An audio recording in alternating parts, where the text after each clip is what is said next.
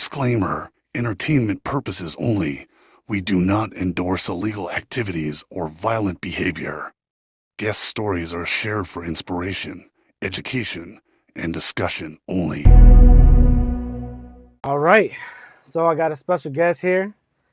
I got Marcus. Marcus, I want you to introduce yourself. What's up, man? First of all, thanks for having me here. Hell yeah. My name is Marcus Miller. I'm a local realtor with Keller Williams, with Kalamazoo Market Center. I do a lot of business in Lansing. 50% of my business actually come from Lansing. The other 50 come from Battle Creek. But my niche is I help first-time home buyers who don't think that they can gain home ownership. Yeah. Right. Okay. Yeah. So what I'm gonna get into, bro, is we're just gonna have this discussion. Let's talk about your past, your upbringing as Okay. a child, and just how was life for you as a kid. I'm originally, I was born in Chicago, Illinois, right? And my mom had 9 boys and 6 girls. I'm number 10 out of 15. And if you ask me to name all of them, I'm always gonna forget at least one of them. Damn. Facts, you know what I'm saying? So we moved to Lansing, Michigan about 1989, give or take 1989, because Chicago was rough, man. It was tough. Like, I don't remember too much about Chicago, but I remember a little bit. And I just know it was tough. My mom said, we got to get the hell out of there.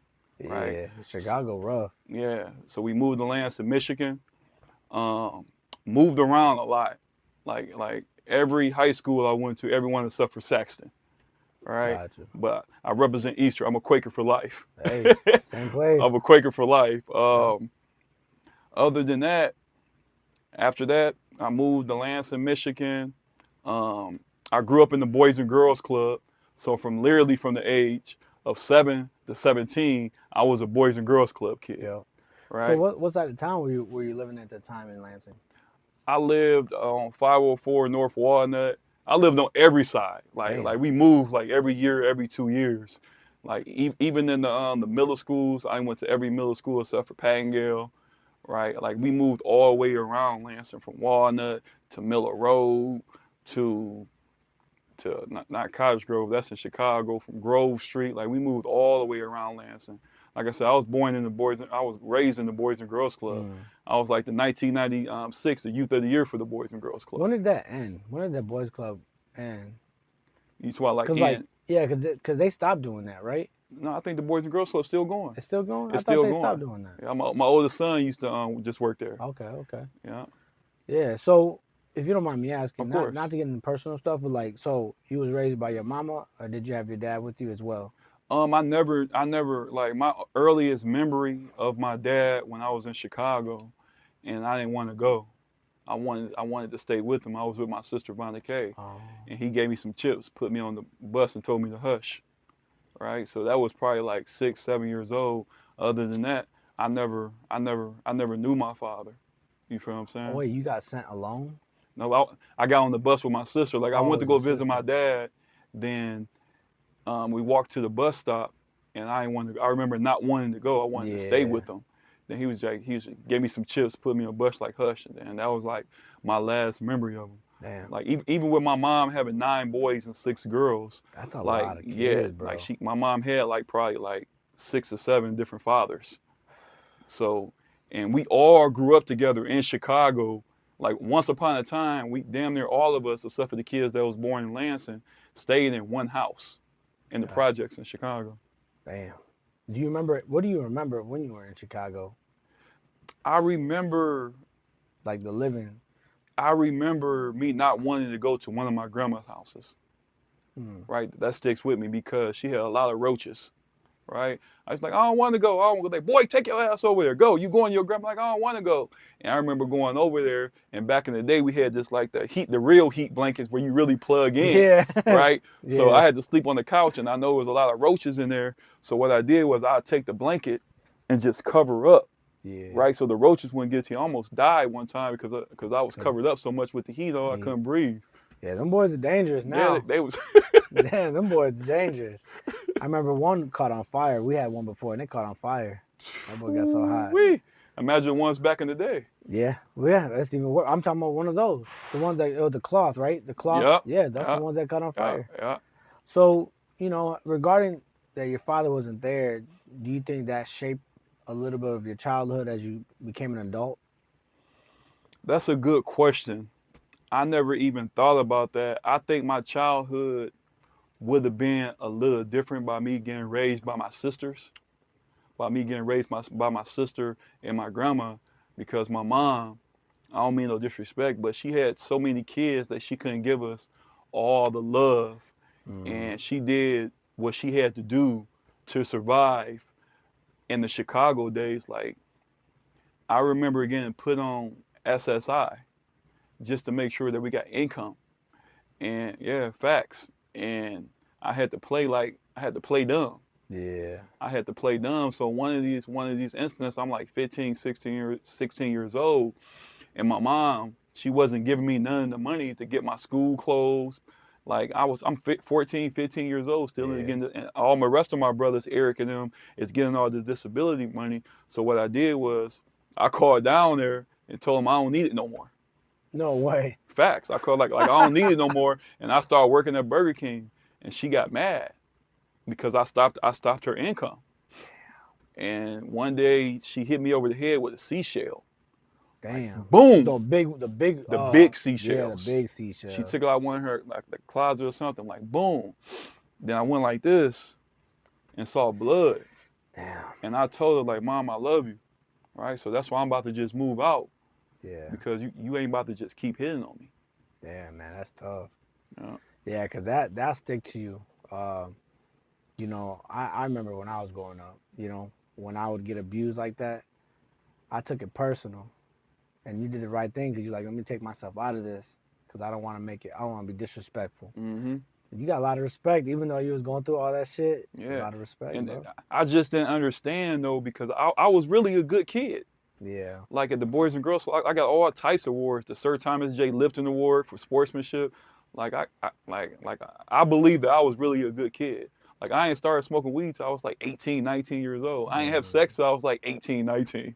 You know what I'm saying? I was just a real kid. You know, I try to look at two sides of both stories, Mm-hmm. right? You know, we understand that your mom, she's a grown woman, Mm-hmm. right? She made that decision by having different kids, by different men, and doing too much, right? Mm-hmm. And it overwhelmed her. She didn't know how to handle all that at one time, so she reacted in that way, not knowing that it can also come back on her by the way you look at her in the Mm-hmm. future. You know what I mean? But how's your relationship now with your mama? My relationship, like my mom is elderly, of course, but she's still stuck in her ways. Yeah. And before we started talking on this podcast, I understand how you feel about family. You're real strong on family, Yeah. right? And I look at family different, right? A little bit different than you because of the stuff that I've been through. Like when I went to prison, I was told on by my brothers. You know what I'm saying? So Damn. my mindset now is family is just a birthright, right?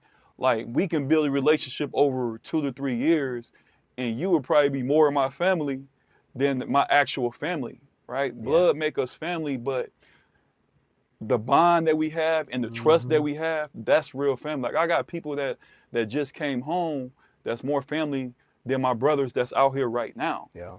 You feel what I'm saying? So with that said, our bond is like is what it is because she's still stuck in her ways. Like I remember when I was on my way to prison, I was trying to tell her about the situation, and she wouldn't even hear me out. She was like, "I'm wrong, I'm wrong, I'm wrong." And you know, as a parent, you don't pick sides when it comes to Yeah. your kids, but at least try to hear your kids out.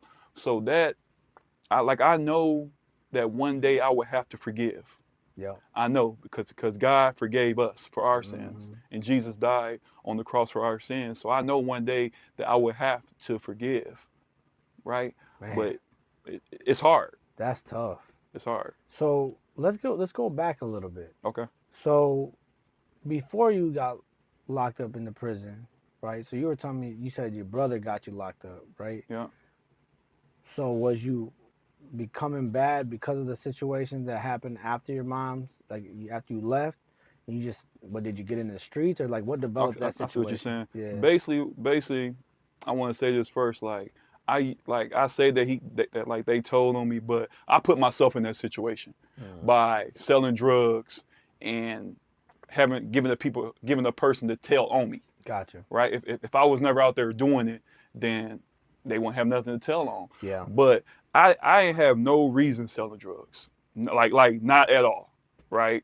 I didn't have no reason. Like I was working two jobs once upon a time. Then one day my little brothers came over and they had all this money. I said, how y'all do this? So then he pulled out a big wad of dope and threw it against the wall. Boom. He's like, this straight drop. I said, how much you gonna make off that? He's like, when I get done, about 2,800. And I was like, how much you pay for it? 500. Yeah. You So I'm scratching like, your head.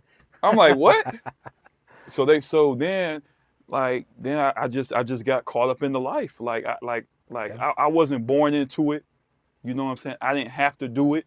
You know what I'm saying? That's one thing about me. I'm always keep it real. I just did it and I just happened to be good at it. Yeah. You're a number guy then. Yeah. You're a number guy then. Facts. Oh yeah.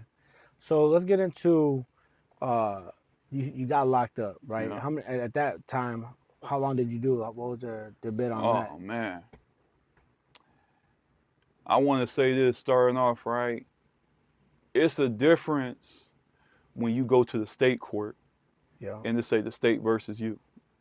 But when you go into the federal system and it says United States of America versus Marcus Miller, that's when you know, like, okay, the shit's real now. The shit's real, right? I got sentenced to 162 months. Gotcha. Like my first real time ever getting into trouble. And the federal system found they don't play fair. Yeah. I'm just letting y'all know right now, like they don't play fair. Like when I was in the street selling drugs, right? Ain't nobody never seen me with a gun. Ain't nobody said I ever used a gun, right? They gave me an extra 2 to 3 years because they said, because I was involved in a large scale conspiracy, I should have knew my co-conspirators would be armed. So I wouldn't ever got sentenced to the 13 and a half. Maybe I would got sentenced to 9. Yeah. Right? But because they put a gun on me that I still ain't never seen to this day, I ended up doing like another 3 to 4 years off that. They got you on that? Because they saying because I was involved, Wow. like you could pull my case up on Google, Marcus Miller, Lansing, Michigan. Wow. Yep, this is public information. They said because I was in a large scale conspiracy, I should have knew that my co-conspirators would be armed. How the hell am I supposed to know that? That shit's wild, bro. Right, like hypothetically, Yeah, just say yeah. me and you here doing this, and I leave here, and you doing your thing, you get caught with a gun, and we in conspiracy. I'm supposed to know that you carrying a gun. That's some bullshit. See, that's the thing, man. You think about it now, you're like, there should be shit against that. You know what I mean?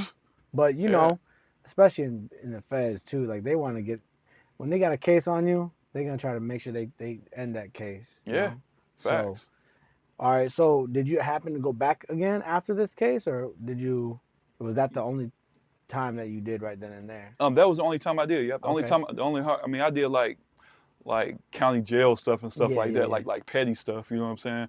But the feds, yeah.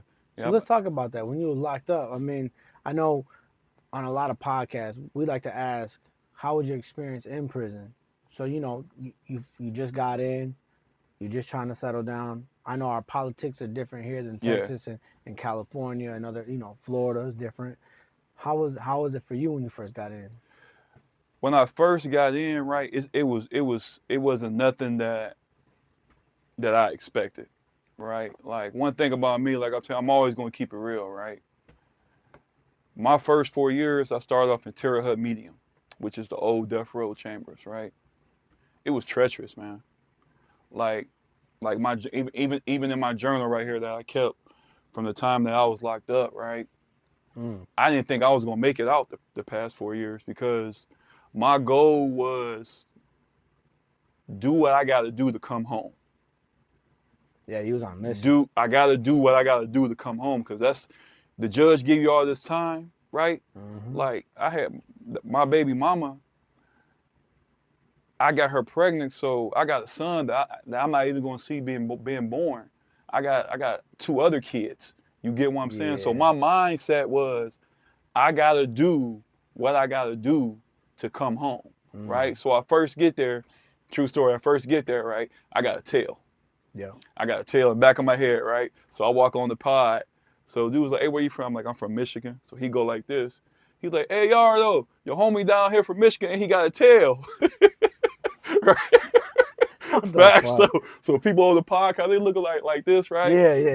So there, I go to my room and my cellie not there, right? So I don't know where he at, but common sense from me being from the streets is I'm not about to touch none of his stuff, Yep. and I'm about to just chill, right? Out of all the cellies that I can get, my cellie ended up being Detroit Black from Best Friends. He ran with Maserati Rick Yep. back in the day, right? Mm-hmm. Now, so I get in there. He been down for 19 years already. Damn. He already been down for 19, right? So he come in. He like, what up, what you here for? I'm like, man, I just had a long flight. I don't feel like talking right now. So I just jump on my bed. I lay down. So he go sit back reading his book, introduce we talking. And he kept on, he's like, you don't want to tell me what you're here for, I'm like, man, look, I'm tired, man, because I don't know what to do. I'm just like, I don't want to be bothered right now. This is a lot. I'm in a cell that's literally a box, right? With locks on it. You know what I'm saying? So I'm check that paperwork. Yeah, you know what I'm saying? We didn't even talk about the paperwork yet. You know what I'm saying? He just wanted to introduce. He's like, man, basically he told me like, man, I ain't trying to be disrespectful, but he want to know who he's in the room with and how long he's going to be in there with you. I'm like, I got sentenced to 13 and a half years. Right? So now he eased up, like, okay, he a long timer. Yeah. He ain't a short timer. Yeah. You know what I'm saying? So then I go out on the pod. There's like, hey man, I meet all the people from Michigan. There's like, hey man, we're gonna need that paperwork. I'm like, paperwork? I'm like what's that? You know what I'm saying? Yeah. Like it's like a crash course. It's like a crash course, you know what I'm saying? So they tell me how I gotta order my paperwork. I got 30 days to do it, or I gotta go up top. You know what I'm saying? They gave me all it was like a crash course. I understood the politics and stuff like that. Yeah. But then it was just vicious, man. It was just vicious because you have to do stuff that you ordinarily don't want to do to survive. Like, I don't care how big you is. I don't care how small you is. It's all about respect for number one. You know what I'm saying? So, yeah, it was treacherous, man. I ain't gonna lie to you. It was treacherous. What was the most craziest shit you seen in there? The most craziest thing I seen, it was two things. Number one, I seen a person have a heart attack right there while watching TV. I think his name was Mountain Man. Was it older cat? Older cat, yeah. Got you. Yeah. Got you. So, damn. So he just had a heart attack. Just had a heart attack, then they rushed in and doing that. And the other thing I seen was I'm at the I'm in the play area, the common area playing cards. Then I hear somebody say, "Whoa, shorty. Whoa, shorty." So I'm looking like, what the hell going on? So they was back there in the cell doing, you know what I'm saying, having sex. Man. Broad daylight. Man. You know what I'm saying? You ain't never gonna get used to that shit. Hell no. You know what I'm saying? And the other thing I want to say real quick, if you don't mind, is like the worst thing, like people think, for all y'all people out there that think like prison is cool, it ain't nothing. Prison is 90% mental. Yeah. It will play with your mental like a motherfucker. Yeah. Right? The worst thing that I ain't think about was this. Imagine this, right? Imagine we go on lockdown. We on lockdown, right? Somebody got stabbed on the yard, whatever, right? So now we locked up in the cell. We're going to be on lockdown for at least 3 to 4 days. What you think is going to happen when somebody got to take a shit? Yeah. Right? So now I'm in the cell with we're going to say Detroit Black. And big ass Detroit Black got to go take a shit. So we in the small cell as it is, then we take the nasal spray, empty the water out, put some cologne in there and mix it with water, shake it up real quick, and that's gonna be the air freshener. We put a towel up, but other than that, I gotta turn my head, put my head inside a pillow, and listen to this nigga take a shit. I try to use the soaps to try to take the smell away, but you still doing that, like that's then it's my turn to do it. Now I gotta take a shit with another man in the cell with me too. Yeah. You know what I'm saying? Like the mental mentality is just crazy. I think we're jumping into an era now where now I don't want to offend any gangster, you know, or any whatever you do, right? But I'm gonna be honest with you, just between me and you Yeah, and the conversation I'm having with our viewers, is like that gangster shit's done. it's I been know done. I know we have gangsters out there. I know people get together and they do their thing, but like it ain't like it was in the 80s, you know, in the 90s. And right now everybody's snitching on everybody. Mm-hmm. And if you're not snitching on, think about it this way. You got even big heads right now, right? We got a podcast. We're running a podcast. You talking about your business. If you really made some moves, most likely you're gonna be on a podcast. Yeah, facts. And then they talking that business. Facts. And then somebody gets their name. I mean, I see cases and cases and cases where someone says the wrong thing, then they go into court because it was brought back up, and they're like, hey, now you're going back to prison. And I'm like, Mm-hmm. guys, it ain't even worth it anymore after that. The risk ain't worth the reward, man. Hell no. Listen, I can relate to a lot of people, and to a lot of people I can relate to, a lot of people I can't relate to. I'm telling y'all right now, right? You can. I'm just talking about the drug. Anybody out there doing wrong, you can do what you want to do 1,000,000 times and get away with it. Mm-hmm. You get caught one time. Yep. Them alphabet boys, what's called the federal government, is going to make you do all that time for all that stuff. We're not even gonna talk about the ghost dope that they don't even see that they can charge you for. Yeah, yeah. You know what I'm saying? Like, so the risk, I promise you. And back then, Woo. on your part, majority of the judges were racist. At least the ones I ran into. Mm-hmm. They were racist. They used to always tell me, your people don't belong here. I ran into racist, you know, you run in, Yeah, you lock in, you facts. run into racist people. Yeah. Nowadays, it's different. We're changing. Up north, you and I are the same. Down Mm-hmm. south, it's a different story. The Yeah. politics down there are different. You know, they got their sections. They got the Mexicans, the blacks, the whites. But again, it's just not worth it. You know, we got all these youngsters that want to be gangsters because they want to, how you say, what's that word? They want to feather their ego, or they want to, you know, get this ego pride going on. It ain't worth it. You know what? You know, I want to see in these youngsters, man. I want to see them get a business. I want to see them be an entrepreneur, understand the mathematics of growing stocks, life. Yes. You know what I mean? Like, Yes. especially like me coming in Lansing. When I was growing up, I would always watch like the hood rats. Everybody come out, they out near the store, Yeah. they get the tweaks, they're selling, they go back and forth, boom, boom, boom. I used to peep game. I'm an observer. Mm-hmm. I sit back, I watch, I see how people make mistakes, people got bad habits, you know. Yeah. And I used to watch them like, man, why are these motherfuckers doing this shit knowing that Jakes are gonna come by and watch this?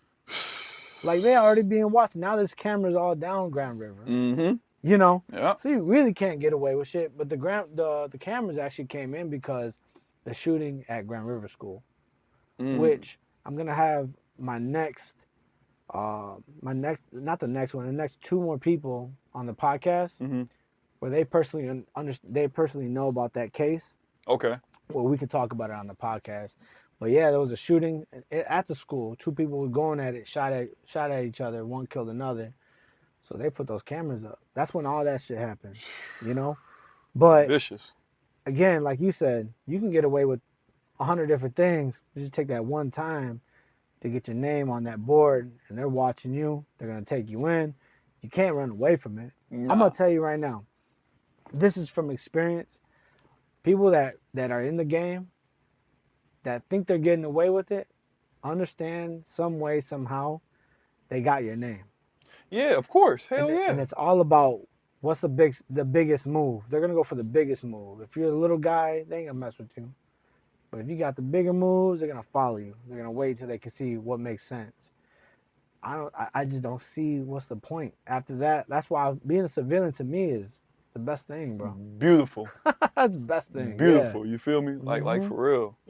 Like I promise you, it is like I can go to the bank and pull money out. Yeah. You know what I'm saying? I speed past the police now on the highway. They going 75, I'm going 80. You know what I'm saying? Like, it's beautiful. Let me ask you this question.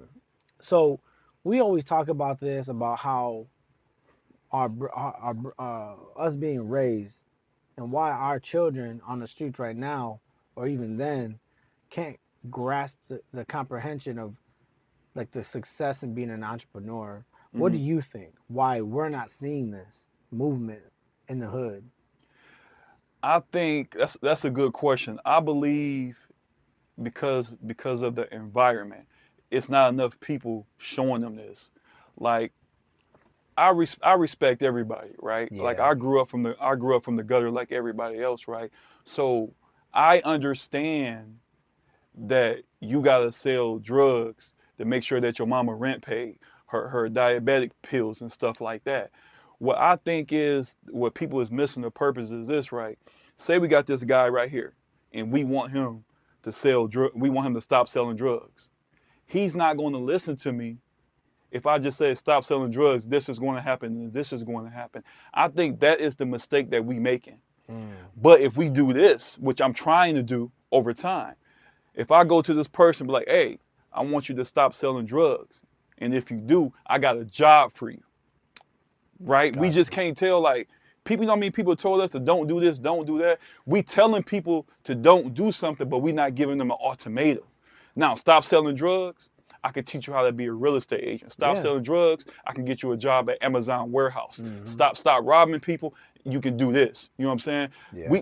I think where we miss it that we just keep telling these kids to stop when they're going through real life shit. So there's a couple things where I run into, right? I'm a big believer in if you got it, you got it, you got it. You don't, you don't, right? But we run into how our parents, like a generational curse, if you want to call it. Our parents are not the best examples, and our parents are trying to be parents. So our kids are trying to figure out the same thing to be able to live their own life. And what I've noticed when I was growing up was like I didn't have my dad. So what did I do? I joined up with a group of guys that I was cool with, because that love connection with everybody, how would you say, camaraderie, or that group connection where like I got you. If something goes down, you got me. So we're connecting. That's the reason why, like that. I think there's like a sweet point where no one's able to correct that. Like they took all the old heads up, locked them up. So no one's really telling anybody to fix this, don't do this, don't do that. Our parents are not able to do that. My dad never told me. My dad was telling me to kill, to undo everybody. Right. You know what I mean? My dad was nuts. But I learned really quick by example. I wish that we could start up like a program where we could show people, because developing to be an entrepreneur is not everybody can do it. Not everybody can do it. You can learn, but I think there's too many people that don't want to sacrifice. You need to learn it. You're gonna lose a lot before you actually get that big win. Facts. So, yeah, I mean, I like your concept. I see where you're going with it. I just feel like even right now, I see baby kids right now, because they didn't have their dad or their mom really guiding them. They getting together right now, and then there's no OGs out here really putting people in their place. So they're doing whatever they want right now, robbing, stealing, and then when they get caught, they snitching because there's nobody really there to hold them accountable. So I feel like this circle. You're right. To fix this, we, in a sense, need to go out there, show an example. We can do this. We can all do this. Y'all can all do this if you just apply these rules. I like to look at life as tools. Okay. So when you're born, every mistake and problem that you go through is a tool. Facts. And as you get older, you still have these tools that are accumulating, and you have options to use them. So my struggles give me the ability to speak and guide people, right? And everybody's issues in life are different, right? But instead of making it my life was a problem and I can't do nothing else, well, it hinders me, right? All my problems what made me the greater person that I am now. Exactly. So yeah. Anyways, so you got locked up, we talked about the crazy stuff. Yeah. Now I want to get into that book because you showed me that. Oh yeah. Yeah. Yeah. Yeah. Yeah. So was this when you first started? Or you just started making your journal, or This is this, happened I got locked up March 26, 2012. I first started writing this on May 8th, 2013 at 9:30 p.m. Because like I said, my first 4 years in Terre Haute, Indiana was treacherous, man. And after a year, like I just knew it was a possibility that I wasn't going to make it out. I just had a feeling. I knew it. And if I was to make it out, I wanted to document some of the stuff so I can reach back out to people and let them know like exactly what goes on, like what was going on in my mindset and some of the stuff that I saw, and maybe even make a book to help our youth. Like prison is not cool. no? Everybody who go to prison, I could say this because I've been through it. You a sucker. You a sucker. If you go into prison and leaving your people behind, Especially if you that made me glamorizing it. feel like a sucker. Yeah, especially if you glamorizing it. Yeah, You like know, you that can't shit do ain't that cool. nowadays. Nah. I'm telling y'all it ain't cool. Like facts, man. Like Yeah. it's treacherous. Like then you around people from all the way across the United States. And like you go into the States and you around people from your city. Like it may be two people from Lansing out of 2,000 people. Yo, We're gonna do this. Tell me when to stop. go. Oh, Yeah, all right. because I I'm got you. about to just flip through the page. Stop. All right, here we go. All right, this is from 4/9/2015, 11:16 a.m. Right, and I haven't read this in a long time, y'all, so I may not can remember my handwriting. Yeah, Right. yeah. All right, here we go. Mo from DC packed out today. His name is Juan Wheeler. He's a lifer who is on his way to Maine. He didn't know he was going either. Shake my head. In a way, I'm glad to see him go. On my way to work in a second. I'm losing my mind. Every day doing the same shit. I don't got no one to talk to still about my problems or no one to listen to me. I'm defending and providing for myself like I've been doing my whole life. I got a store going on, but it's so, you know. I predicted it would be days like this, but it's different when you actually going through it. Well, bye for now. It's lunchtime. Then 4/13/2015, 9:23 p.m. So you were making swerves to make money, right? Yeah, Basically with the food and all that. yeah. So, because some people don't understand that. Oh, okay, So, okay, you know what I mean? okay. Yeah, in prison, man, I made money, right? In the feds, right? I know y'all gonna think this funny, but it's the truth. Swear to God, it's the truth, Yep. right? I used to work in the kitchen, and you know the diabetic socks. We'll buy the diabetic socks with some stamps, and from the diabetics, and we'll put it on our legs, and we'll go to the kitchen and steal vegetables and like tomatoes, onions, and bell peppers. So, but my pants I would get would be a little bit bigger, so the COs won't see us stealing it. Yeah. So I take the onions and bell peppers. I could, like one time I didn't put like 10 onions on one leg and like 5 bell peppers on the other one. Then I come back. Damn, you had a whole grocery list. Right, because everybody like to cook Yeah. on the unit. So then I make it back safe. Then I sell them for like I think it was like two stamps a piece. Now one mailing stamp is worth 75 cents. Right? So if I sell two, that's $1.50 that I just made. So as many onions and bell peppers that I could bring back, I'm building my stamps up. Then I end up selling my stamps for somebody who wanted to use it to play tickets. Gotcha. You know what I'm saying? Yeah. So I was literally what they call living off the land. Did you cook up at all in there? Oh yeah. What was one of your favorite meals that you would cook for yourself? Chicken fried rice. Damn. I can fry the fuck out some rice now. I think part 2 we're gonna have to watch him cook the fried rice. Facts, but Hey. only thing I need is a microwave. You hear me? Yeah. So yeah, I was literally in there like I had money. I had some money when I first went in. But when you first go in, that money ain't no real money because you're gonna spend every bit of it just just to survive until you find a job where you don't got to spend as much money so you can Yo. live off the land. Yeah, because if you ain't getting no money coming in, it's gonna be tough. Don't nobody did nobody send me no money since like 2013, fam. Damn. Like So yeah, you really had a. I literally lived off the land from 2013 to 2021. And if anybody watching this podcast that was locked up with me, if I'm lying, tell them I'm lying. Mm-hmm. They know me. Like it's people on my Facebook, all my like they know me personally. Like yeah, I used to buy vegetables from that guy. You know what I'm saying? So yeah. So you was a produce seller. Yes, peanut butter, produce. I make sandwiches to sell. You know what I'm saying? Like everything. Like one of the reasons how we do, right? Say we had a whole bunch of sandwiches, right? So we use gloves, of course. Then we'll put them in the bread bag. Then we take the bread bag and suck the air out of it. You know what I'm saying? Then tie it up where the air is, and then put it on our legs so it'd be flat to our legs, so we could take it back and sell them. Yeah. Crazy. You know what I'm saying? Let's get into the. The rest of what you said. The other one was So you talked about the lifer. What's his name again?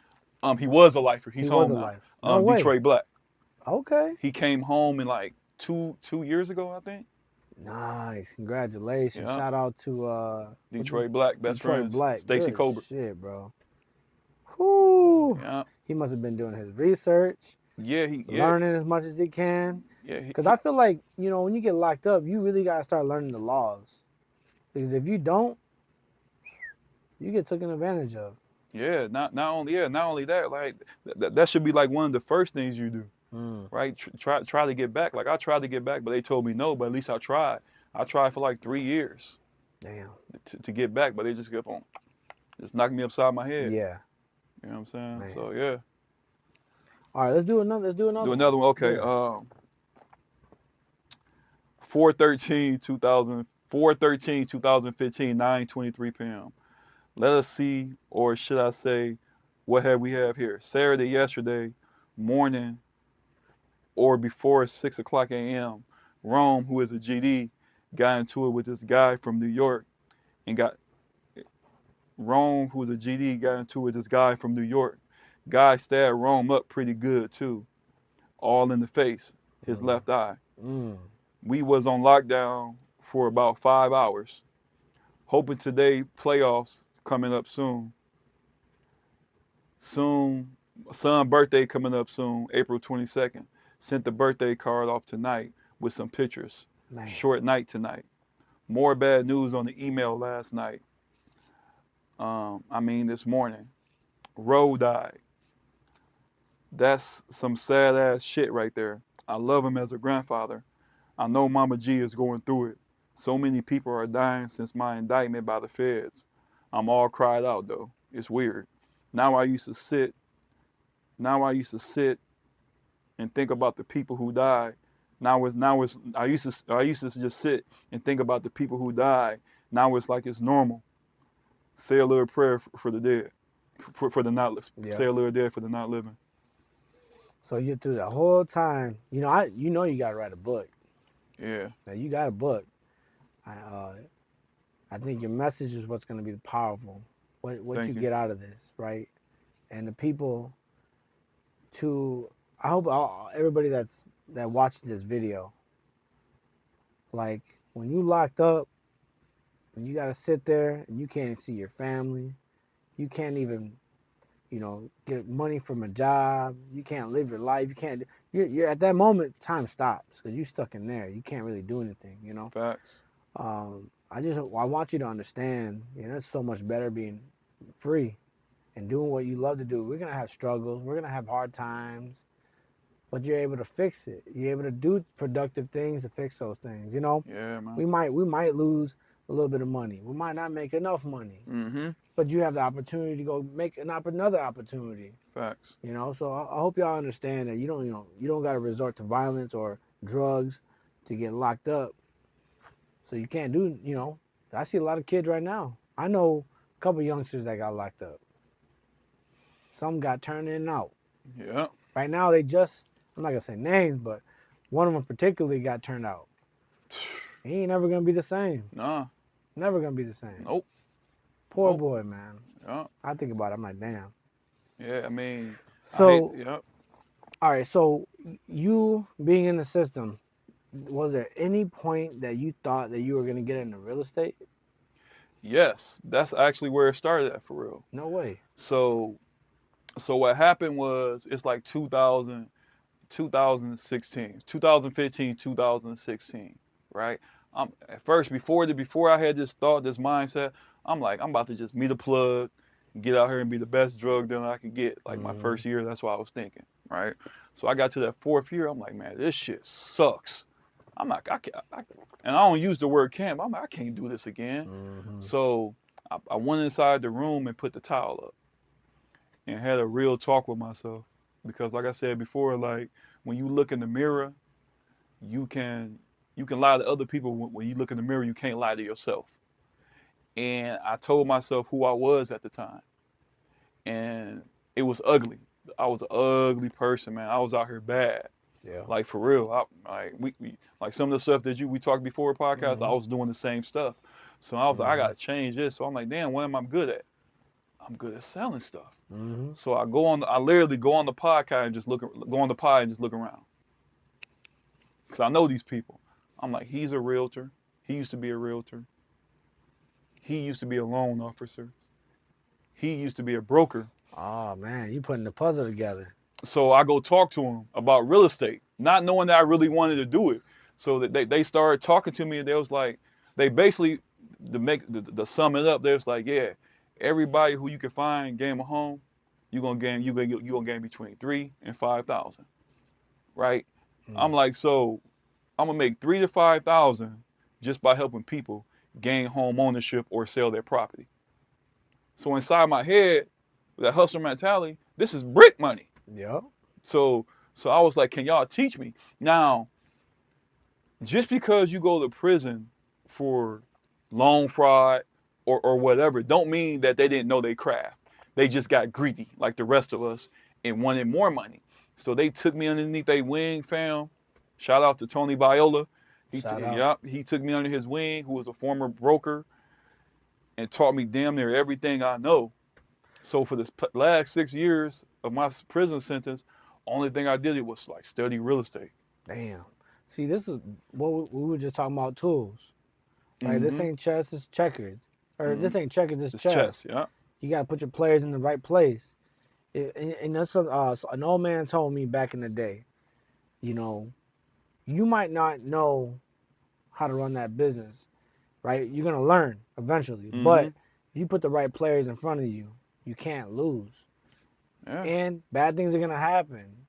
Take it and roll with it and put the right player in front of it. Boom. And you're just going to keep on progressing every time. You know, the most successful people are problem solvers. Because they're going to always lose. They're going to learn from their lesson. And they're going to do what they got to do. Yep. You know what I mean? And they're never going to make that same mistake again. Man. That they So, made. how many realtors were you locked up with? Or was it just that one person individual? I was locked up with like 3 realtors, 2 loan officers, and a whole bunch of investors. So you just learn as much as you can. Man, that's the smartest thing you could have done, bro. Yep. Man. So like I learned so much. Like my last 6 months, like you could ask my celly who just got home, Myron. Like my last 6 months, I was studied out. Cause there's only so many books that you can read. They was like they basically was like this. Yeah. You are ready. Yeah. You ready, Marcus? We believe in you. If you need anything, just let us know. Oh man, bro, that's the best. I'm so happy to hear that. Thank you. I'm so happy to hear it. Thank So you. like this story too is also validation for your book. Yes. You know what I mean? So when people get that book, they can go back and reference to this video. Yep. You know? Yep, absolutely. Damn, that's crazy. Cause that's how I learned in prison. Like I could be a realtor. They ordered me the book. That's like, long as you don't got no fraud or no embezzlement, you could be a realtor in Michigan with a felony. So, so you want to get into real? You know, you already kind of had your vision. You knew who to put in front of you, so you started learning. So in our minds, a lot of people do this when they start off in business. They see all the positives but don't understand the negatives. Like, what did you run into that was difficult, that almost made you like walk away from it? Was there anything, or you were just determined in the beginning? To tell the truth, man. For me being locked up from the time that I was locked up and the stuff that I've been through, fam, and the stuff that I did, it was I was self motivated. Like I didn't like There still was right now. no. I don't care what it is. I'm gonna get through it. Cause if God didn't lead me then, He's not gonna lead me now. Amen. You feel what I'm saying? Like Mm-hmm. so, it's like even in the world of real estate, I'm going through a million problems right now. Yeah. You know what I'm saying? But where most people panicking and stuff like that, it's like I done been through worse problems though, so I can't really sit here and say that it was a roadblock that stopped me because I I eliminated some of them, like we was talking before the podcast when I heard about the program conviction set aside Mm-hmm. that the governor heard that the governor set for the state of Michigan. So as soon as I came home, I got out March 15, 2021. March 8th, April 8th, I was working. So then for me working, the first thing I did was my bunkie in the halfway house, Marcus, he had his wife was a person who can get convictions off your record legally. So the first thing I did, all my state convictions, right? I got them put set aside. Tell him, bro. So now, Hell yeah. like even right now, if I wanted to go get a job anywhere right now, ain't none of my state convictions is going to show up, and my federal conviction is not going to show up because people don't do federal searches. Mm. So when I go on the application, have you been committed of any state crimes? I put no. I put no because it's the truth. It's set aside. And then you know how many people don't do that? Right. Man, that's crazy. And I didn't even have to do it because I was never charged for real estate. I was never charged for nothing embezzlement anyway. I just wanted to do it in case a bag up plan. Yeah. So I can get a good job. Smart. So when you got out, what was the first thing that you did to pursue in the real estate business? The Or first, did it take months? yeah, the first thing I did was, of course, I kept on studying because, like I said, I got out March 15, got a job April. I'm moving my house June, and I was on tether, right? So from June until October, only thing I did was study the real estate test, right? Yeah. So October come, I called my probation officer. I was like, hey, I want to go take my state real estate test. Can I go? They was like, you serious? I'm like, yeah. Can I go? You know what I'm saying? They're like, yeah. So I didn't even have a car then, man. Like I didn't even have a car. Like I was living in Battle Creek using this thing that's called they public transportation system and stuff like that. So I go take my state real estate test, and I think true story. I've been studying for 6 years straight. I know this shit about to be easy. Yeah. I know it is. You know what I'm saying? Like my mindset, like Yeah. right. So I go in there October. Now I haven't seen my kids yet. So my dumb ass arranged for my kids to be there because I know I'm gonna pass my state real estate test the first time. I got my kids coming. I want that to be my first time seeing me, and it could be like a moment. So I get inside the real estate test. The first 4 or 5 questions, I don't know what the hell they talking about, fam. Was it because of terminology? No, I just didn't know. Like I don't know if it was jitters because the state real estate test in Michigan it's 5,000 plus questions. Yo. And they take like the best 115. Yeah. You need your 70% or whatever. Yo. Exactly. So the first 5 questions, I'm like, what the hell is they talking about? So I get up and walk around and take a sip of the Red Bull. So I'm like, Marcus, pull it together. You don't want to go tell your kids that you didn't pass your state real estate test your first time seeing them. Just relax, you got this. So I go back inside. It's like God just came over me, man. So now literally like the next 50 to 60 questions, I know I'm getting them right. So then I walk out. When I get done, an African American woman come to me. She's like, hey. I was like, can you tell me if I pass? She's like, can I talk to you over here? I'm like, oh, inside my head, I'm like, oh shit, man. Right? She didn't want to tell me I failed in front of everybody. She was like, I'm real proud of you. I'm like, what? Why did I pass? She was like, yeah. She's like, not only did you pass, it says a lot about you being an African American male passing your first real estate test the first time. Amen. Because everybody that's in that class with you, this their third or their fourth time. Mm-hmm. Right? I didn't cry, but it just felt good, man. Hell yeah. like it felt so good. Like all A the stuff breath that of I fresh worked on, air. yeah, like all the stuff that I've been working on to get here, it really panned out. Like I'm really about to be a realtor. Then I go outside and I see my kids for the first time. Man, First time in like 8, 9 years. man, beautiful thing. So then after that, now I know the next decision is I need to find a place that a brokerage a firm to work for, Mm-hmm. right? So I like I'm an open book, right? Some of these places, right? I'm on tether, so I'm walking in there with a tether on, right? Like Mm-hmm. I want to interview. Yeah, my name is Marcus Mill. I just got my license. Can I come in for an interview? So I walk in. Sometimes it was like the wintertime. I walk in with a fur coat on. I walk in with a tether on my leg. You know what I'm saying? So they look at it. You could tell they looking at me Yeah. like okay, right? So then, my old celly, Myron, he got a phone in prison. So I called him. Like he's like, "Are you doing everything you said?" I was like, "Yeah, man. I can't think of no companies to work for." Yeah. Right? He was like, "You ever think about Keller Williams?" I said, "No, they ain't never even pop in my head." So then I go in there, right, for an interview. It's like they didn't give a fuck. She asked me, she was like, did Lars say you passed, you got your real estate? Lars said, okay, we okay. Yep. Like we about giving people They weren't second, biased sometimes at third all. chance. Like it was like music to my ears. Then Man, they followed up with me when I didn't call them back. Then sometimes my team leader would call and just to see if I'm okay, man, if I that's a need good anything. feeling. They invite me to events without me even having to sign. She spent bands on me just coming to see the culture and environment. So then I passed in October. That next June, I signed. Man, hell yeah. That's why when all these real estate companies come and get me to sign with them, right? Even though I can make more by signing with them, it ain't nothing like the culture that I'm at right now and what these people did. I'm big on trust, honesty, and respect, Mm-hmm. right? They gave me a chance when nobody else would. So I would always feel like I'm in a debt. Man, that's a beautiful thing. Yeah, because you're looking around and everybody's kind of pushing to the side. Man, Yeah. do you ever now? I like to always ask these Go questions, ahead.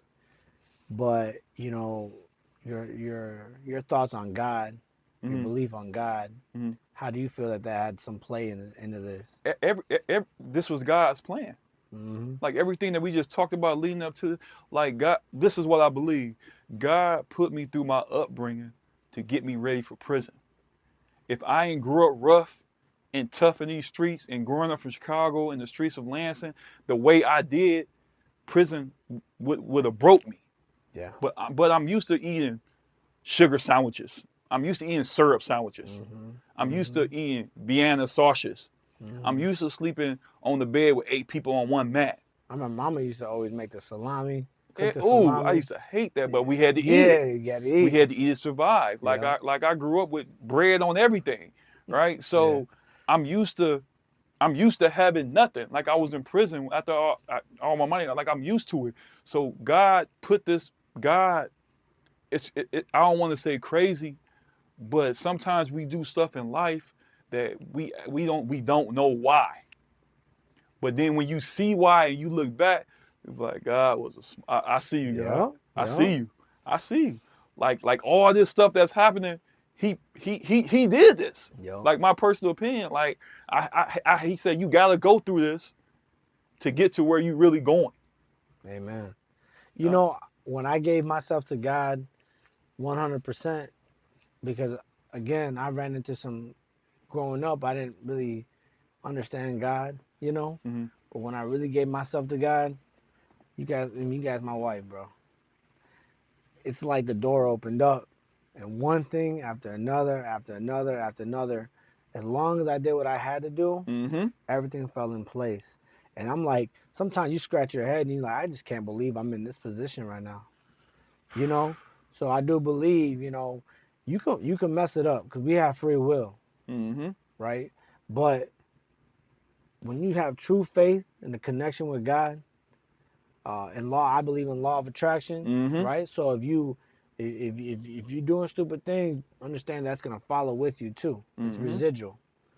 But if you're on the right path, the right things are gonna happen for you. There's gonna be some doors. All of a sudden, you meet the right person. You talking to them. You could have came up with them. Well, you could have came up with a bad energy. They would have walked away, but that could have been a door opener for you. Mm-hmm. You know what I mean? So, Yeah.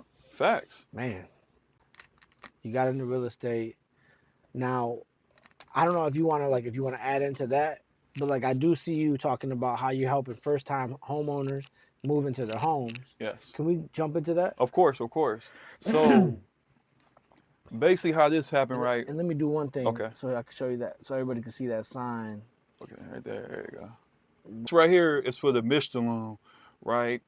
Basically, what this loan program is, it's a loan that a down payment assistance program that the state of Michigan is giving first-time home buyers. And basically, how it works is this: they giving you $10,000 towards down payment assistance. Now, when I use the word "giving" in this, they not giving it to you. You do got to pay it back. Yeah. But the only time you got to pay it back is if you sell your home or refinance your home. Oh, for real? Yep, it's basically a second mortgage. Wow. It's basically a second mortgage, and the reason they have you pay it back is like this: say that you used the Michigan loan 10 years ago to buy your home, and you selling it now, and I'm using the Michigan loan to purchase a home. After you sell your home, that $10,000 they gave you goes back in the pot for to help the next person. Ah, damn, that's clever. What's the credit criteria like? Is there a credit? Yes. Okay. Yeah. You gotta have at least a 2-year work history. Number one, your credit score got to be only a 640.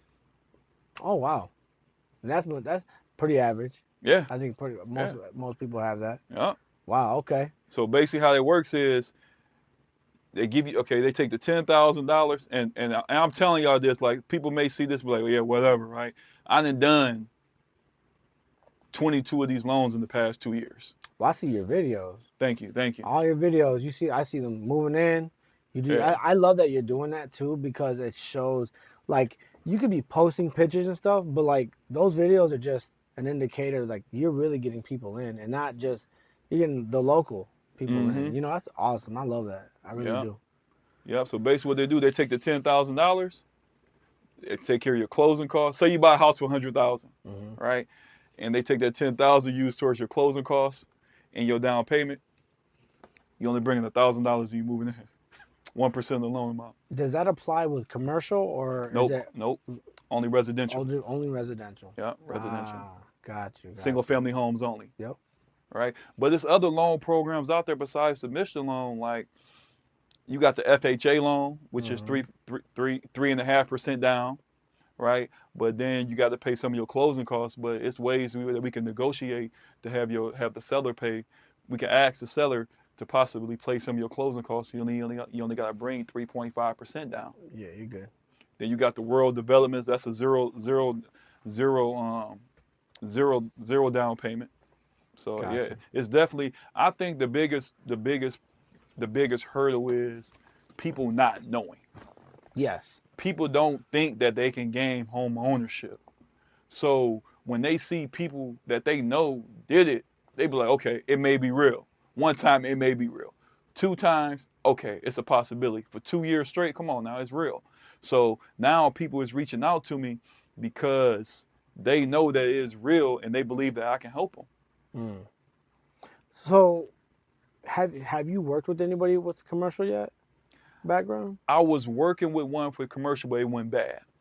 Got you. It went bad. Okay. It went bad. Like we didn't go through with it because of inspection period. Got you. So, and those are the questions I want to bring up. My personal stuff I would like to talk with you about. I'm still learning. But like, let's say you get someone that's fresh.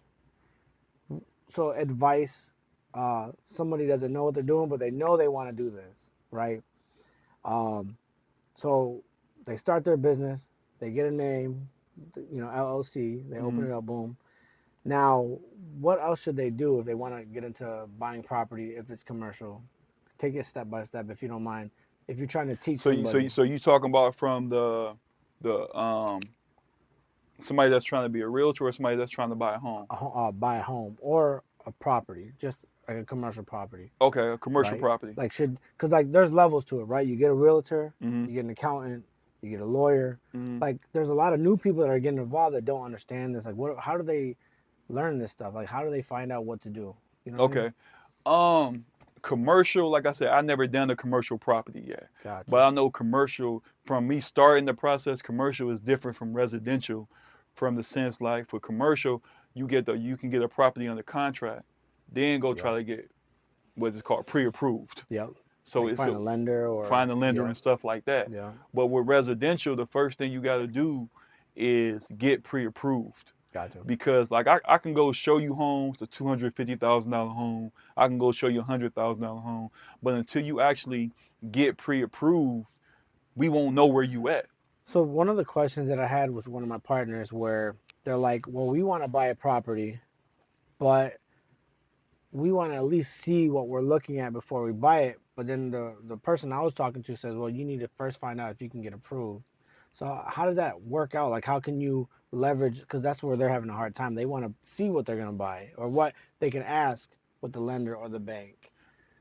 How much does that property cost they want to see? Ooh. Give or take. It could be $1 million. I think it was up to $1 million. It was, I think one of them was 2 million and the other one was, I have to look back at it. Okay, but okay, we're Big going to say number. $1 million. Million, yeah, we'll Okay. go $1 million. Okay. I think they said 30% down for, you know, if it was with the bank, you know what I mean? Mm-hmm. And I don't know how lenders, so I got like 5 different lenders. Yeah, we I can got work you. I with. got you. You know what I mean? Basically, this is why. If I go show you $1 million home, right? Yeah, That person, when you go inside these $1 million homes, they may want to see the pre-approval first. got you. Yeah, They may want to see the pre-approval first, and unless you, like with me personally, right? Before I go show you a home, first you got to sign the buyer agency agreement. Then I don't know if you even pre-approved because yeah. like my time is precious, like your time is precious. Yeah, you don't want to I don't waste. want to Yep. show you $1 million home and you only Yeah. approved for 125,000. Yeah. You get what I'm saying? So that's Yeah. just that let the person on the other side know that you are serious. Like I didn't show homes before at 225 where the people on the seller on the other side want to actually see your pre-approval before they confirm that you can come see this property. Got you. That makes sense. Yeah. All right, so that kind of fixed that for me. You know, because I'm like Yeah. trying to figure that out. Plus, they had questions for that as well. Yeah, because we're looking into 50 units and up, Mm-hmm. if possible. I know 100 units. I could easily run 100 units. That's nothing. I do it with my eyes closed. That's nice. Yep. Hell yeah. I feel confident to say that. You know, but if starting off we go 50 units or whatever, we were actually looking into some fourplexes, but I'm not confident. Now, my question to you, this is gonna throw it out there. What's your thoughts on, like, if the market crashes on the housing within our coming up future? Like, do you see a future crash? Me personally, right? This is what I tell people. Don't nobody got a crystal ball. Mm-hmm. Right? Don't nobody got a crystal ball, especially with this being the election year. Don't nobody know what's going to happen. We don't know if the interest rate's going to go up. We don't know if the interest rate's going to go down. Like, nobody know. But I know what's going on right now. Yeah. You feel what I'm saying? If it do crash, we'll deal with it when it do. If it don't crash, we're going to keep business as usual. Gotcha. You know what I'm saying? Like, I get that question. Is the interest rate going to go down? I don't know. Right. Do they got many fourplexes in Lansing? It's fourplexes in Lansing. There Or is. This There area. is. In this area and towards East Lansing. Got you. East Lansing. But yeah, Is that profitable business? Hell yeah. Because that's something I was looking into too. Then the only thing about that, the other good part about that is when you start messing with 1, 2, 3, and fourplexes, right? Let's just say, because this is what I'm about to do. I'm about to house hack. I would love to find a good fourplex right now, because this is what I'm going to do. With the FHA loan, as long as I have the intentions on living in one of them, as long as I got the intentions in living in one of them, and have the other 3 people paying me rent and living there for at least a year. Yep, that's what I was gonna do actually. What? Yep. Because and actually you can get a better deal, right? You should be able to get a better deal when it comes to being able to get approved because they see that you're gonna live on there. I wouldn't say a deal, but you definitely be able to get a residential pre-approval Yeah. for that. Hell And yeah. that was my idea. I think if anything, in going into the future, I think all my properties I'll do that. Because eventually my goal is to, because that's one thing I've learned in the beginning when I first got into all my companies. And they trusted me enough. They're like, okay, you're gonna stay here. Mm-hmm. We're gonna take care of all that, and I'm 24/7, 7 days a week. Anything go wrong, it's on me. I fix it. Boom, boom, boom. Yeah. Outside, anything, bro. But I've learned at the same time too. Like, I obviously can't take on everything. I know Mm-hmm. my limit.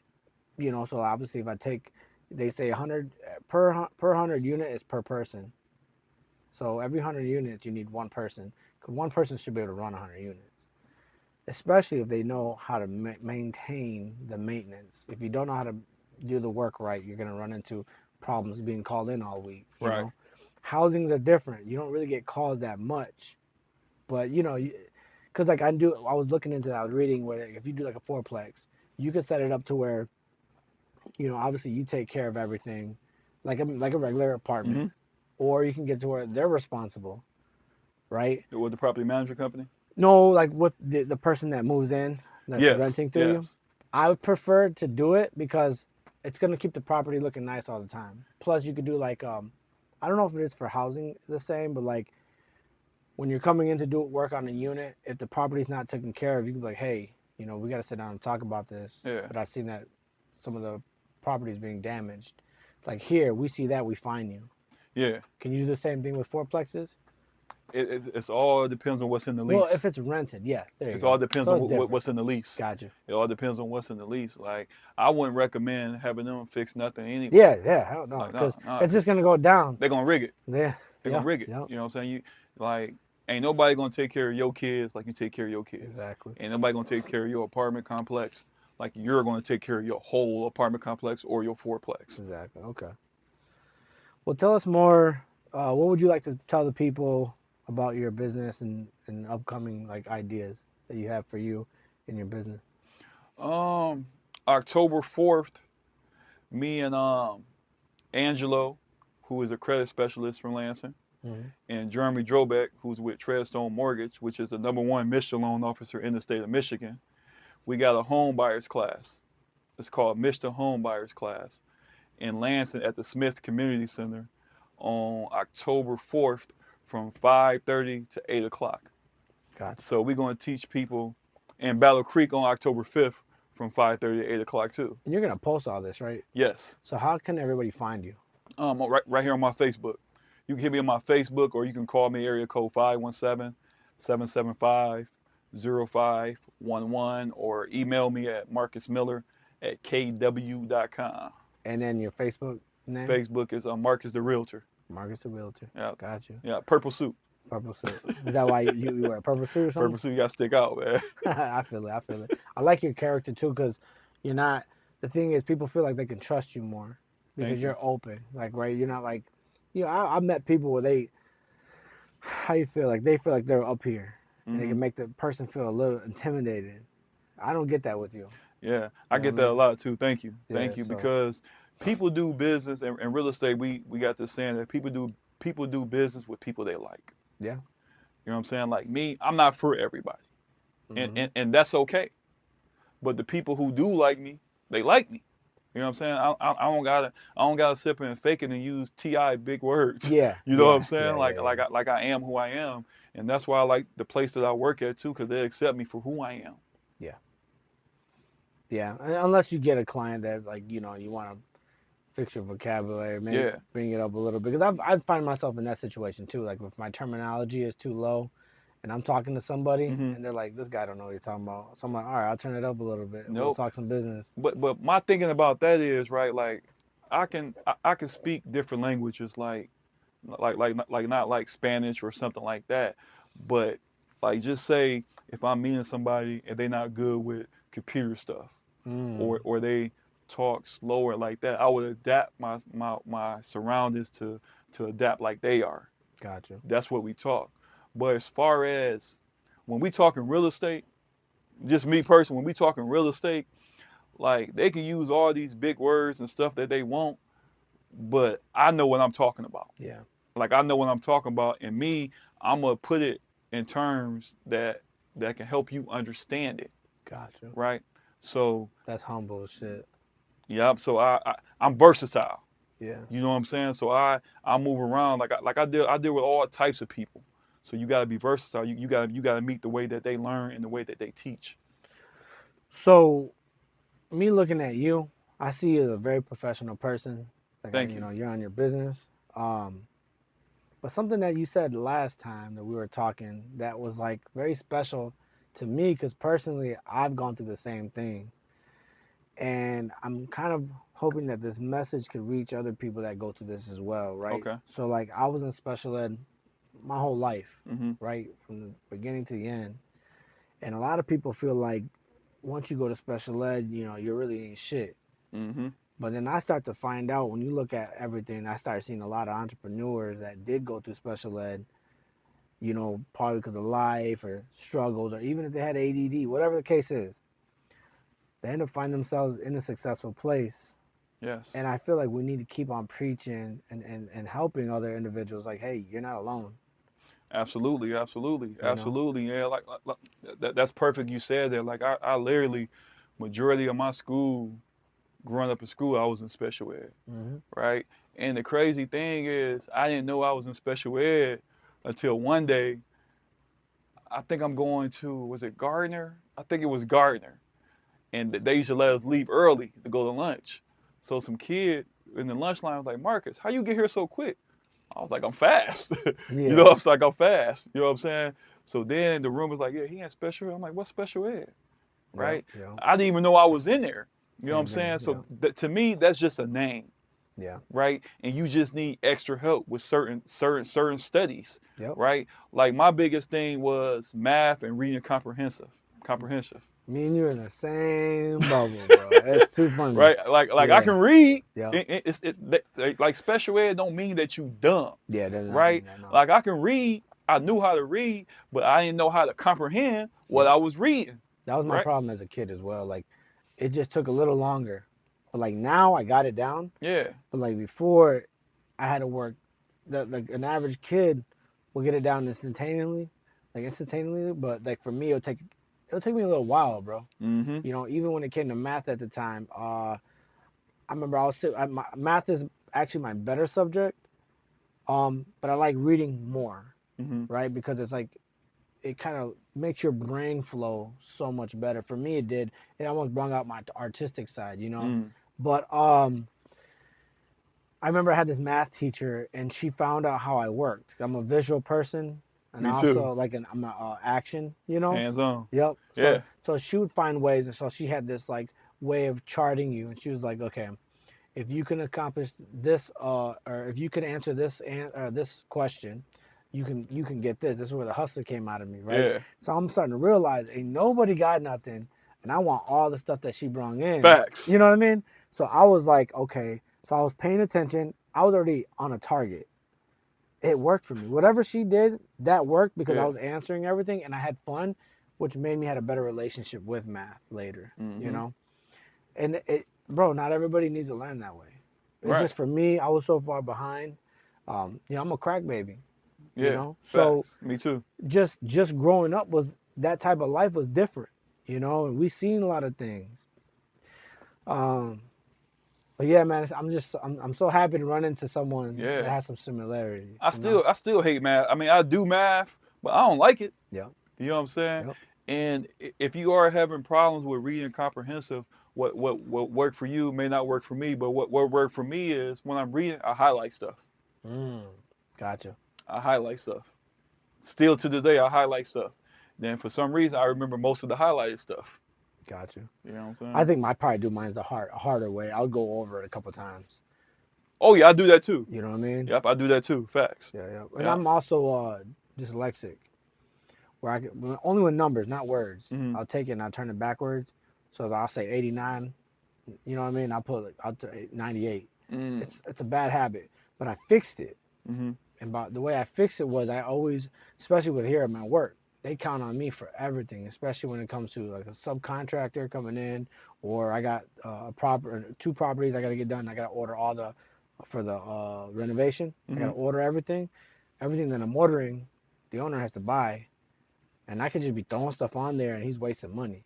Right. So I make sure everything's done right, you know, and I go over like 2-3 times. Mm-hmm. I'll tell myself, because I've done it out loud, and I feel embarrassed sometimes, and they're like, "Wait, what do you mean? You mean that other number?" And I'm like, "Yeah, that's what I meant." Yeah. But I go over it 3-4 times just to make sure, Yeah. confirm. Boom, let's go. Yeah. And I'm like pretty hard on myself when it comes to that, because I like to hold myself accountable. Yeah. You know what I mean? Well, look, we're in an hour. We're about an hour into this podcast. Okay. I feel like we have so much more we could talk about. But is there anything that you want to bring up as well? Like maybe, let's just say we go with like motivating, helping people grow, be a better them. Do you have any quotes or any motivational quotes that you would like to talk about? Yes. I never could think of this dude name. The guy that played Peter Pan back in the day, Robin Williams, Robin Harris. I think it's Robin Williams. I know what you're talking about. He also played the one that the lady. Then he was like the old lady babysitter. Mm-hmm. Yeah, Miss Doubtfire. Yep. Right. He used to tell his daughter this every night before she went to bed, and I adopted this, and I tell people this: follow your heart, because sometimes your head could be wrong. Damn, follow your heart, because sometimes your head can be wrong. Got you. Don't listen to the naysayers, man. It's going to be people that tell you that you can't do stuff. There's going to be them people that say that you can't do stuff all the time, right? They don't got no crystal ball. They don't know. It's going to be people that say that you was in special ed and you would never be successful. There's going to be people that say your upbringing is going to tarnish your history. There are going to be people that tell you that you've been to prison, you would never be out here to get a job. There's going to be these naysayers all the time. Don't listen to them, because, like I said, they don't got no crystal ball, and they are not God, right? Put yourself around successful people if you want to be successful. You have to. You have to put yourself around successful people if you want to be successful, right? Otherwise, them people who's not at least on your level is going to bring you down sure as shit stinks. You feel what I'm saying? Like that's big. You are who you hang around. You want to know what you're going to be like in the next 5 to 10 years? Look at your friends. Yep. You are going to be like the people who you hang around. So you look to your left real quick, look to your right. Who you hanging around right now? Yeah. You know what I'm saying? I'm not taking shots at nobody, but who are you hanging around with right now, and what are they doing? What are they doing to better their future? Because if they better in their future, you're going to pick up on it. Yeah. If they're not doing nothing to better their future, you're not. That's what you're going to be. You're going to follow suit. Yeah. So you are who you hang around. And I'm not saying this like I'm better than you or nobody else, right? But I've been through it. What you put into the universe, I promise you would get back. If you put positive vibes out there, positive stuff is going to come back. You know what I'm saying? But I know it's going to be hard to tell your friend, your smoking buddy that comes over every other day and don't do nothing but smoke with you, that you don't want to be friends with him no more. I'm not saying that, but you got to cut ties. You got to cut ties. That's if you want to be successful. Some people is content with how they is right now, and I'm cool with that. Yeah. But if you want to take your stuff and your business to that next level, listen, I'm telling you, man, you have to leave them people alone, man. You have family. Especially family, because like in the book I read, the 48 Laws of Power, family is the worst because they know where to strike. And when they do strike, you can't do nothing to them because they family. This is facts. Yeah. You know what I'm saying? Like real quick, right? Real quick. I made this is true story. True story. I made about 17,500 saving up in prison.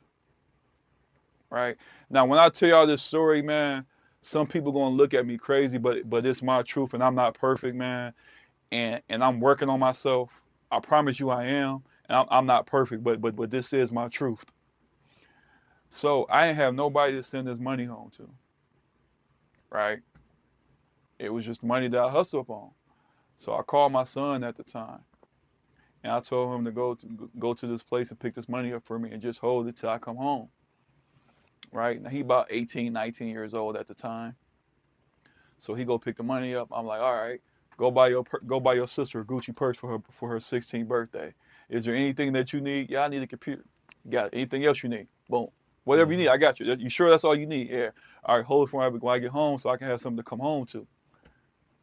This nigga spent all my money. Oh no, bro. He spent all the cash except for like a couple thousand, probably. Right? So I'm expecting this to come home so I can be okay, man. Something you can sit on. 17.5 gone. 17.5 gone, man. That hurt. It hurt, but my mentality, right? It's my son. Mm-hmm. Boom. It is what it is. I go get a job. Boom. I got to get back right. Like I don't got time to boom, right? A couple weeks later, I mean, like 4 or 5 months ago from now to this day, right? I give him some money. Him and the baby mother get some money. Go get my son a gaming system. Mm-hmm. Make a long story short, they end up spending the money. Mm. Right. So I say this. So me, I cut him off. I cut the baby mama off, and I cut him off. Right. He was a grown man by then. Yeah, he a grown man right now. Yeah. But the thing is, right, I know that neither one of them means no good. By me, they don't mean me no good. Now, is it right because he my son that I cut him off? To you, maybe not. But to me, I'm not about to be around that. I don't trust him. Yeah. Especially with me going to the feds, man, I got trust issues. Yeah, same here. I got trust issues, man. So if y'all looking at this like, damn, he cut his own son off, right? You heard the story about the alligator and the mouse, alligator and the snake. Nah, tell me though. Right, the alligator snake is this. Then stay with me a quick second. So they needed the alligator. The snake wanted to get across the river to the other side of the land. So the alligator's like, shit, jump on my back and I'll take you. All right. So he get to going, right? Guess what the snake do? Bite the alligator. Then they started drowning. And the alligator said, why did you bite this? We was going to the other side. Because I'm a snake. What you expect me to do? I'm a snake. You know what I'm saying? So if you just keep on putting yourself around people that's going to bite, you know what they're going to do. You know what they're going to do. And you just going to keep them around them just because they're your family? Not Yeah, don't do it. Nah, I'm not. Nah. Yeah, and that's funny you say that because I think when I started going the right path, going forward, I'm telling you, I lost all my friends, bro. Ain't none, and I used to hear, oh, you ain't about that no more. You ain't out here doing that. I lost everybody. But the one beautiful thing I got out of it was I was able to have my family, and then I had to put the new people around me. That's right. And so I'm like, yeah, I lost people, but that was dead weight. I didn't need it around me. Facts. You know what I mean? And now, like you said, with law of attraction, you put the people around you. I'm gonna tell you, if you could look at my resume, I got beautiful people around me, man. Yes. And I'm so happy that I'm in this position to be able to do so. Mm-hmm. And I hope that anybody that's listening that's not in this position, that needs to be in this position, it's not that hard. It's only a reach away. You need someone to talk to. You never know. They might refuse you, but they might not. Yeah. Just speak up. Facts. You know what I mean? Facts. So thank you. I love you for being on the show. I appreciate you again. Thank you for being on the Open Mind Podcast. We're out of here.